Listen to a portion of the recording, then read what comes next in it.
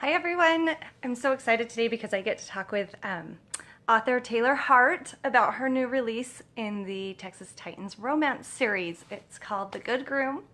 It's available now, and it's a fantastic book, and I cannot wait to talk to her. She's going to comment in here and hook up with us, and we're going to ask her some really fun questions. And if you have any questions, you're welcome to throw them out there.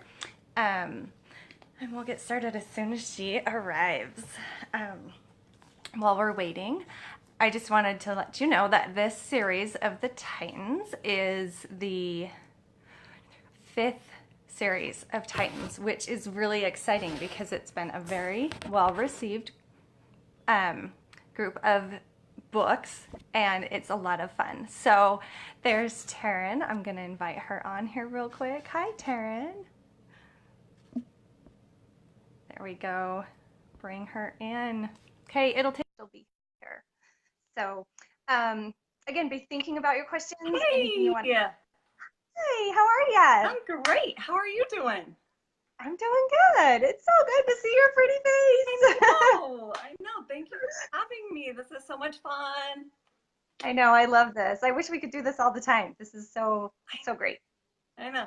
So, okay, so your book released yesterday. Yay. I actually, since we don't have the physical book, Yay. there's the cover. No, I love this. I really love the cover. I love the manliness of it. Mm-hmm. Oh, I loved his vest, the red, the pop. That was fantastic. It's fun. It's like we have to come up with these different concepts for these manly men. Yes. You know. Yes. And they are manly because they play football, they're tough, they have to get out there and physically push themselves all the time. Yeah. So yeah, they're good. They're good. Okay. So tell me why you love to write football romances. Okay, so you guys, Lucy asked me about this, like sent me kind of some questions, and so I've been thinking about it, and it started because of Cindy Rowland Anderson's Fair Catch. And so Yes. I had to I love that book. That's such a good book. And I remember, can you hear me okay, Christina? Is Yep. that okay? Yep. I can hear you just fine. I remember going on a writing retreat to Eden, Utah, right after that, and seeing the Alaskan Inn and thinking, oh my gosh, what if a football player came and stayed in this little town and got snowed in? And that's when I wrote my first last play. So awesome. Yeah. And then so that leads right into the other question I had for you, which is where do you get your ideas? Oh, everywhere. Yeah. You know that. I mean, it's kind of funny because we have a professional football player in our neighborhood. And now I'm always like, because my husband and him talk, and I'm not going to tell too much about what team he played for. Right. But it's so cool because now I listen to him talk, and he's very like, alpha. It's very like talking about stuff, and he's very serious. And he knows his stuff. Yeah, like very. And I think a lot of football players, just that culture, they have to be very alpha, right? Very masculine. And so now I'm kind of on the lookout for those kind of types of men and what they're saying. My son Ben played football last year. And so I got to listen to the culture more. And I love it. I love it. Yeah, it's fun. I know. I love the same thing. When my kids are playing, it's huge for me. I love to just drop right in the middle of it. I know. Yeah. Oh. What was his jersey number? 22. 22. Got it. Is there a reason? Like my son's always 24. Like that's his number. So that's why I ask if there's something behind it. Older brother was 22. So okay. Yeah. So it's kind of a family thing. Yeah. That's neat. Like my niece and my nephew, they play completely different sports. One plays baseball, one plays soccer, and they're both always number 11. Like it's just their family number. It's cute. I love it. Yeah. So, okay. So what is the theme of this Texas Titans book?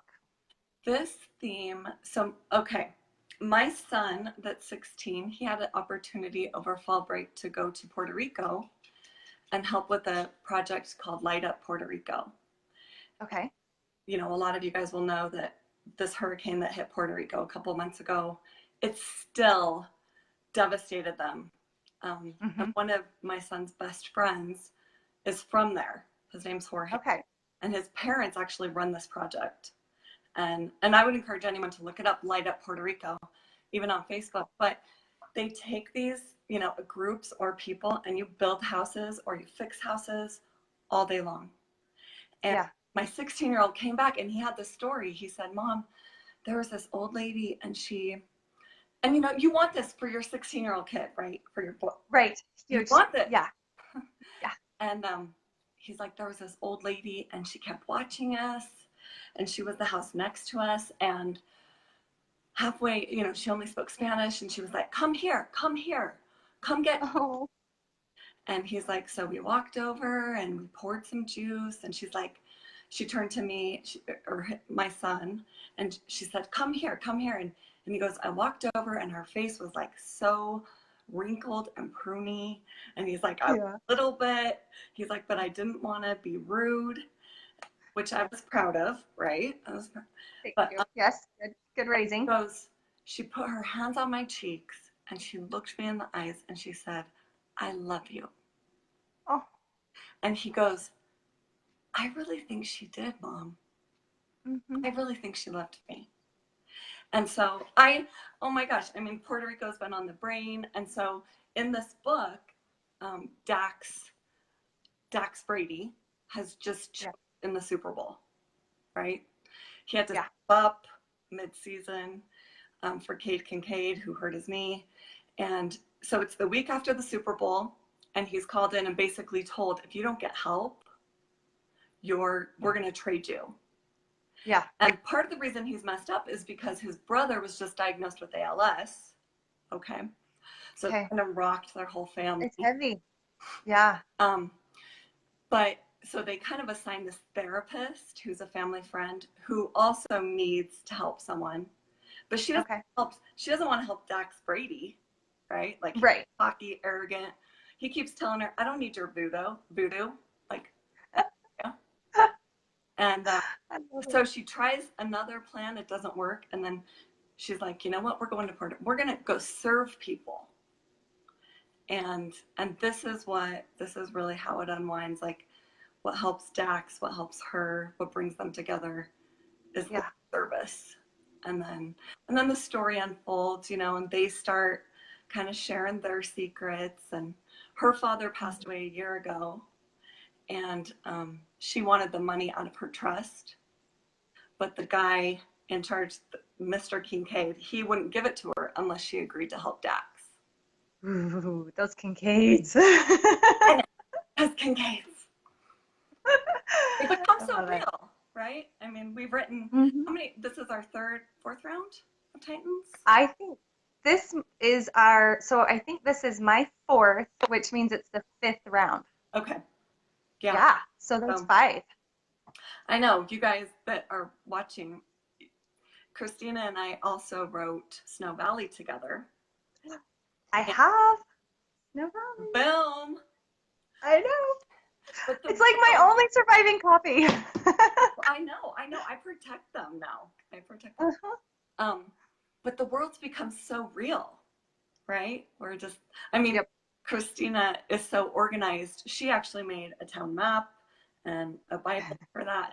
But it's kind of the same with the Titans. We probably need a Bible because we get so invested. But. Yeah, for sure.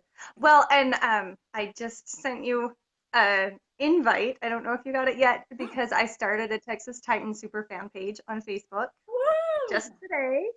So we can start using that and people can start going there to find the latest in Titans information and when our Titans books are released, when they go on sale, everything Titans. So I'll put a link to that in the comments below when we're done here and then everybody can see it. So it'll be really fun. Okay, let's see. We're going to wrap this one up. And I just want to ask, what makes writing fun for you? You know, we write a lot, right? Like we write, it's our job, it's our life, but I'm always thinking how grateful I am.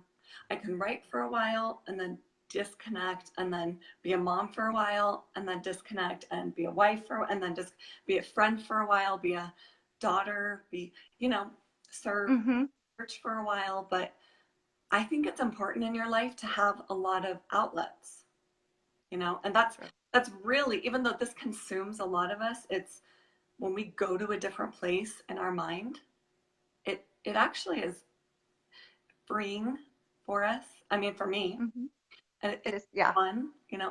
I love the first draft is my favorite when I'm just creating. Yeah. That's when my characters are allowed to misbehave the most. Right. Is in that first. And you get editing to know them the most. What's that? Sorry. You get to know them in the first draft, because I feel like, halfway through the first draft, I'll be like, he can't say that. Oh, you're frozen. Hang on. Give it just a second. There you go. Okay. Sorry, you were frozen for just a second. Okay. Oh, I'm sorry. It's like That's okay. He's not supposed to say that, but he's gonna say that. Yeah. And so that's when you kind of get to know them, and then you re-outline the story because they misbehave. Yes. Yeah, I love it. All right. Well, thank you so much for joining me today. I appreciate it, and I love you. Thank you. And I just want to make a shout out for Lucy. I know I'm going back and forth between pen names, but